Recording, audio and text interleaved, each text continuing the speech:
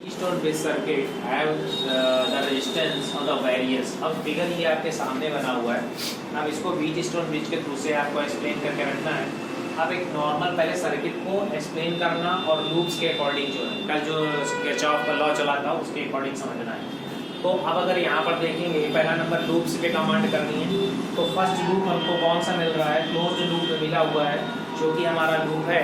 First loop आ रहा है वो loop A B D A. तो ए बी डी ए, तो ये वाला जो लूप बना हुआ है इस लूप में आने वाले जितने भी ओम है मतलब आर रखे हुए हैं और आई रखे हुए हैं, इनके ऊपर वर्कआउट करना है।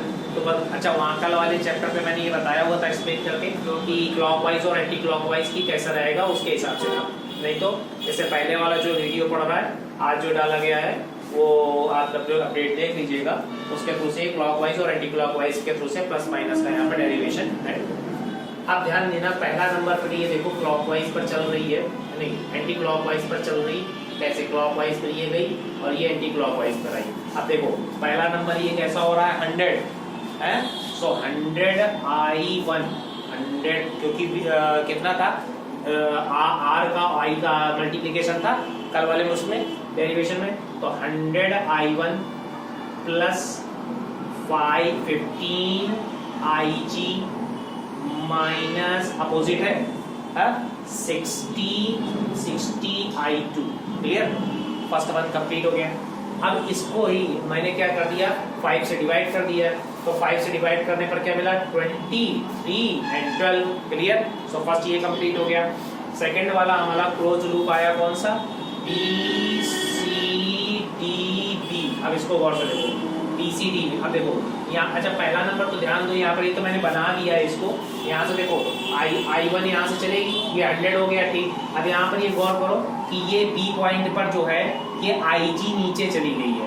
अब अगर IG नीचे चली गई है तो जबकि अगर इस पॉइंट पर ऐसे आने के बाद में अगर IG निकल गई, IG इससे निकल गई तो यहाँ क्या बचा I1 आ रही थी ऑलरेडी। I1 आने के बाद में अगर IG यहाँ से निकल गई है तो क्या बचा I1 माइनस IG ना, यही तो बचा।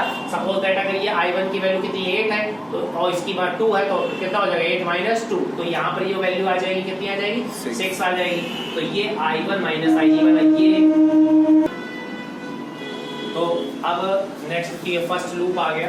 5 से डिवाइड करने के बाद में फर्स्ट का इक्वेशन हमारी कंप्लीट हो गई। सेकंड लूप जब हमारा बन रहा है तो ये बनना है कहाँ पर हमारा जा रहा है ये, तो किस में बनना है BCDB। तो BCD में सबसे पहले स्टार्टिंग होता है तो 10, तो ये दोनों मल्टीप्लिकेशन ठीक है। तो कितना है I1 और IG और 10 का मल्टीप्लाई हो जाएगा।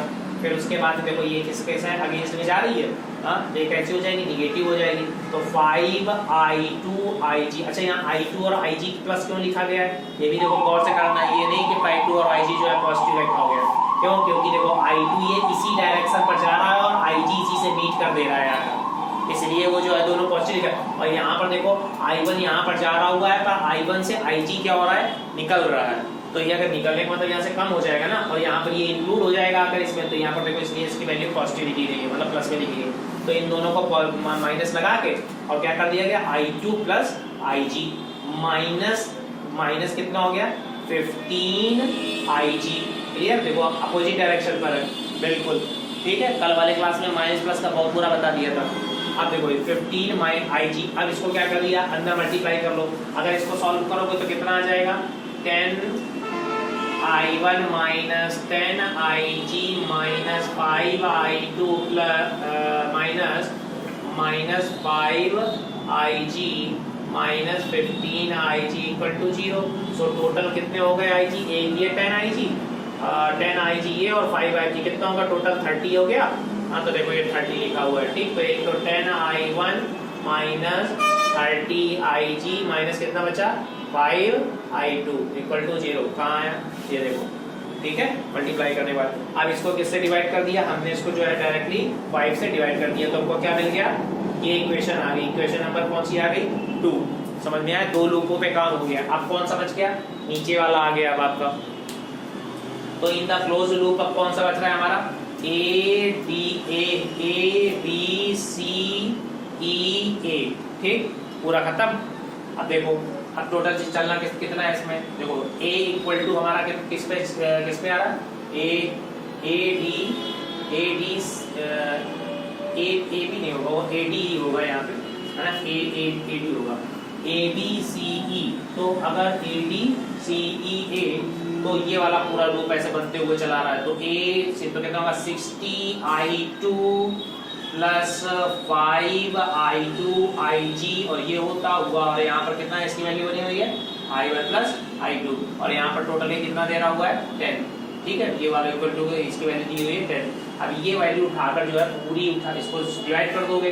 ठीक है, तो किससे 5 से, हाँ, तो कितना हो जाएगा, ये आ जाएगा डिवाइडेड बाय 5। और इन दोनों सभी इक्वेशंस को जब हम लोग सॉल्व करेंगे उसके बाद में आई जी की वैल्यू ये आ जाएगी। ठीक है।